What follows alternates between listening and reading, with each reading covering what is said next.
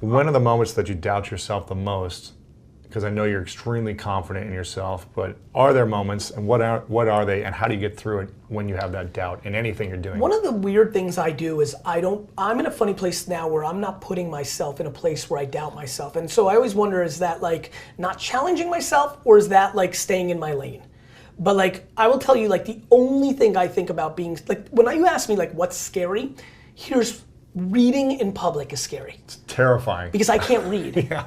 Even like the last time I did the Ask Gary Vee book, like for the audiobook. You just kind of riffed. Well, you know what's funny? I always do that. Yeah. Because I get bored. Because that's why I got F's. So I'm like, I don't want to read my own I'm like, fuck this. I know what's in here. Like, okay, you know. That's why people buy the book and the audiobook, because they're like basically not even the same. Yeah. It was fun actually for me, because I'm like, oh, I'm a better reader than I've gotten. You know, I think I've been forced to read so much over the last 10 years as we became a computer-based, email-based, text-based world. But I don't like to, like I would be, if you were like, hey, read my notes here right now to the podcast, I'd be like, you could literally ask me to get naked. I'm like, all right, well, fuck it. But if you said read this right now verbatim, I'm like, ugh, because I don't like that. But man, it's things like, throw me in a pit of snakes. I'm like, I don't want that. Right. Like jump off this building, fuck that. But there's nothing in business that makes you doubt yourself. Is there a situation that you could see, like you've spoken in front of 50,000 people? No. That's not scary. At this point in my career, I've been in the room with everybody. And that means I have not been in a room with a ton of people, but like every all the big leaders, every billionaire, every CEO. That's right. I'm of the cloth. Yeah. I belong. You're confident too, yeah. I'll be very frank with you. I think I'm better. I think when it's all said and done, I win this generation. I think Elon and Zucks and the Uber guys, I think a ton of people make more money. I'm convinced now that nobody will make more money and help people make more money than me in this generation. I will win. In that game, yeah. In the game that I like, which is winning personally and winning helping other people. I don't think I'm going to be touched. I think I will be the guy. I think they will go back and be like, look, here were the people that were entrepreneurs during a time when entrepreneurship was cool, and here are all the different things. Elon invented the craziest shit, and Mark Zuckerberg created the greatest, and Bezos created the best companies and made the most money. And then Gary did the best job of making the most money, and he bought the jets, and that became symbolic. But he also created millions of 100,000 heirs and millionaires. That's what Crush It's about. Yeah, and that's why Crushing It's about. I think that's really cool. I spend an enormous amount of time trying to make my audience awesome out of the selfishness of the legacy, not to get them into a top of the funnel to buy my book or my sneaker. Right. I ask for it, but I have zero vulnerability or expectation. Listen, you have a great business around your brand. A lot of other people do. I think that's great and think it's cool. I just like that I make my economics in other places, but I'm paying the price. I'm eating the shit. Like it's. Right. I think one could argue what's better, but I absolutely think I'm going to win the game as made most, because it's keeping score. I mean, it's part of the equation. But I'm not driven by that. I'm driven by, I mean, look, dude, you are fucking crushing it. You are winning. You're doing so many great things. Do you know amazing? Like when I read, because Stephanie Land, my ghostwriter interviewed you for it, and then I'm going through it.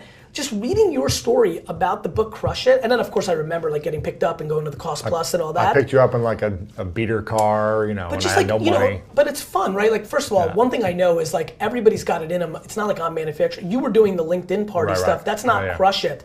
But man, I have definitely suffocated excuses better than a lot of people, which is really the biggest reason so many people who are listening right now are not winning. They are surrounded by people that are willing to accept their excuses on one very interesting insight. It's because those people don't give a fuck. Your friends and your family are letting you get away with your excuses because they don't care. I weirdly don't know you and I care. And let me tell you how to fix this. Get your fucking excuses out of your mouth. And so like I think between that and then showing people this whole $1.80 strategy, I don't know if you've seen this. This has been great for me. Once in a blue moon, I come up with very tangible advice. So I've been talking a lot about leaving comments in people's Instagram posts, but not like follow me or like fucking just to game it. No, take the out. You want to grow everyone's like, how do I grow? I'm like, there's a way. It's called the thank you economy. Quietly go and like nice and calmly. Like if you're a photographer, go to Nick's page. He's got fucking legit shit. He takes a photo of some pretty person, boy or girl. He's very good at that, in some beautiful setting. And like, look at it and then leave a fucking comment that's meaningful. Like, hey Nick, you know, are you using this filter? Or I noticed what you did with the light there. Like something that means something, not like cool or fucking lit. You know, like you're not leaving the comment for the sake of leaving the comment. You're taking the actual hour and a half to like look, add something of value. You do that on you know, 90 different, the way I came up with it was leave your 2 cents, you know, in a comment, leaving your 2 cents, go take 9 hashtags that are relevant to your business, and then go to 10 accounts or 10 hashtags, top 9. It used to be the top now, now it's just random 9. Yeah. So pick 10 hashtags, the random 9, that's 90, leave 2 cents. Now you've left $1.80 for the day. Yeah. Watching the last 2, 3, 4, 5, 6 weeks of people like, you know, because it's funny, right? People are buying fucking likes and comments. People are like trying to do dumb shit, give away fucking iPads or Yeezys or Off-Whites to get followers. Or you can actually work for an hour. Add value. Know your craft. And act like Nick, I'm actually looking at it like, do you know what would happen because he actually knows his craft if he actually spent 3 hours a day? 3 hours is a lot of time. It's a lot of time, and if he gave a fuck, and I don't think he should or shouldn't, right. But if he gave a fuck, the fact that if he spent 3 hours looking at 20 hashtags in photography because he's crafted and skilled and gifted, and went to those people's photos and said shit that I would never understand. I'd just be like, nice thong, or like, nice muscles, or like, cool coconuts. Like, if he said like, oh shit, I see what you did there off the fucking reflection horizon, I don't fucking, you know. Right.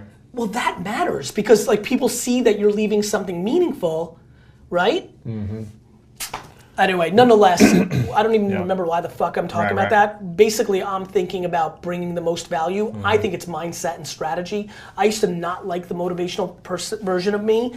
I've gotten much more comfortable in the last 18 months because I'm like, if I didn't think of it as motivational and I thought of it as strategy, because mindset's strategy, right? Like being insecure is a mindset. It was put into you for a million different reasons.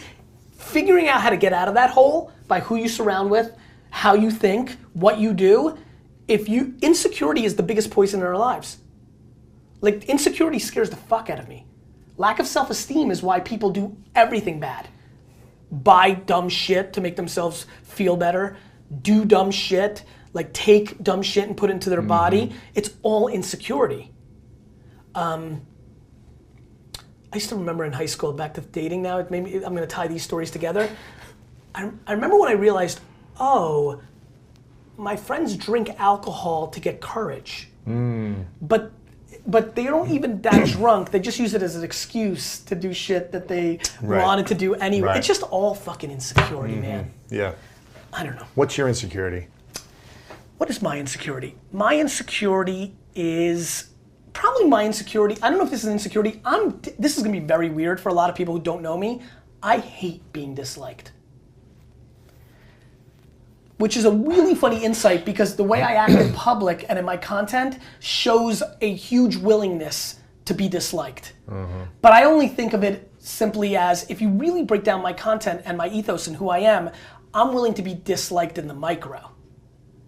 I'm willing for you to not like me because I'm suffocating you and you don't like that I've put you into a corner, but you're gonna love me in 3 years. I hate being disliked. Why? Because I think I should be nice and I think I like people. Like I think it's a bad idea. Like I don't, like I'm very, I don't know if it's an insecurity, like, the thought that there's like, I don't know if you saw like, I had Tim Ferriss on my podcast and I apologized to him at the end because in my early part of my career, I got on a tangent in one speech at Blogs with Balls where I was like, fuck 4 hours of working, like fucking go all in. And it just, I didn't like the way it came out. I knew what my intent was, which is why I'm kind of fine. But I've been apologizing to Tim for a decade. Because I don't want Tim From that one speech. Yeah, because it hurts Tim's feelings, rightfully so. Like if you go and find Blogs with Balls 2009, I went on a good 3-4 minute tangent. I didn't talk about, I've never read anything. Right. I don't even like, you know, from what I know, 4 hour work week is about efficiency, not about working 4 hours. So like, I just don't like being this, like I look at Ray Lewis on your wall, right? you know, in the right circumstance at a Jets-Ravens game, there's no question that, you know, Ray would never remember, and this didn't happen, but like Tom Brady. I fucking hate Tom Brady, but do I? Like I hate him, right? But you love and appreciate him. No, I don't even appreciate it. Fuck him. I know how great he is. I have zero appreciation for him being great. None. I know it's there. I don't appreciate it. If he was on your team, you would. No shit. And I hate him, and I say it in public, and fuck you, and this and that, and at games, and if he was on the sideline, I flat out like, fuck you, you fucking suck, like, mean it, right?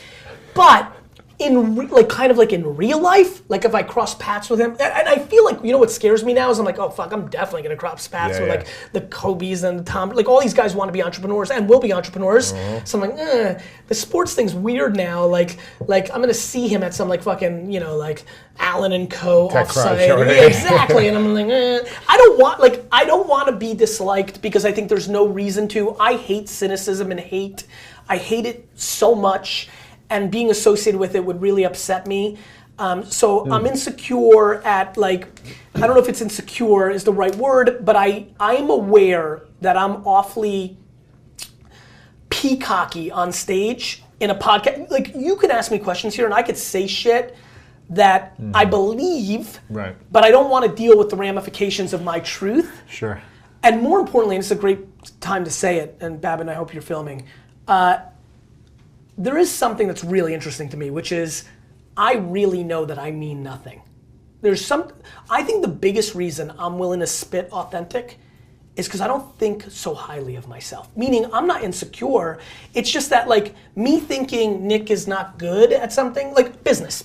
Forget about photography where who gives a fuck. Like me saying your business stinks, even with all my business things, I still think is just one fucking dude's opinion. I understand it's a solid opinion. I understand that it comes with some heritage and value, but it's still too many great people who've won so much in things have told me I'm not gonna win and then I've won, that I know I'm the same. And so I think one of the reasons I'm willing to spit is like, my opinion's still my opinion and like, you know, take it with a grain of salt. Yeah.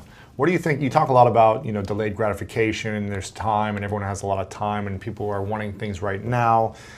What do you think, even with that mentality, I know that you would love to get results, bigger results all the time with what you're doing. You know, if you sell 100,000 books, right, you would like to sell 200,000 books right now. And that's exactly right. Right? What? Micro, macro. Yes, exactly. That's it. But what do you think you're going to need to do to step into getting faster results in the micro and the macro?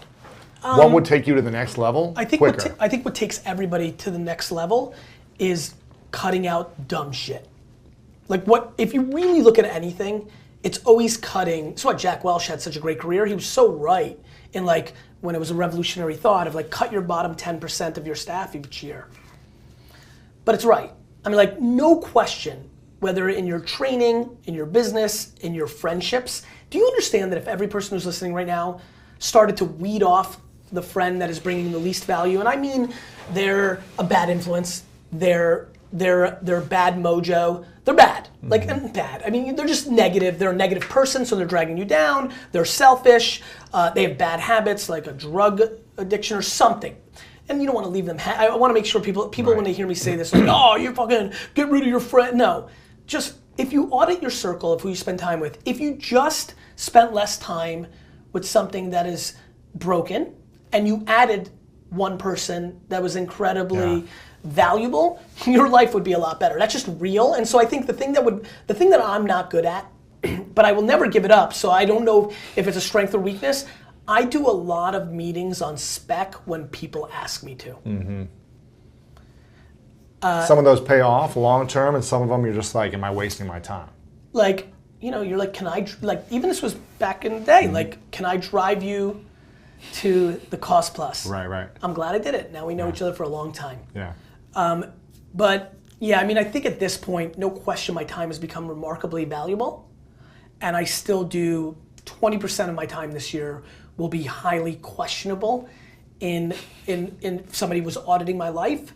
But you know, you're gonna have to, you know, at some level you gotta accept some of your humanity aspects. So, but I think that that is the thing that would take me to the next level, getting even more disciplined on every single thing I do, debating every single idea. I'll give you a good one. This is super funny. Yeah. If Tyler was in the room right now, he would argue that I've made a mistake by being here today for an hour. Your assistant, Tyler? Yeah. We've got a lot of things going on. I'll break it down. This is going to be interesting for people listening. We had a bunch of new business meetings, new people I could have met. Hi, big, good. Would have been on your biggest wall, right? And you know, Tyler gave me a list of things, and he's like, you can do one of these 4 things, and I did this. I would argue somebody analyzing me would say this is the wrong move. A couple of reasons. Number one, the new book, Crushing It, is selling so well that I'm not even trading for speaking or doing podcasts. I've never been this passive 2 weeks away from a book release. Right. Like, I don't even know what I'm doing. I'm like, this is like, I'm weirded out myself.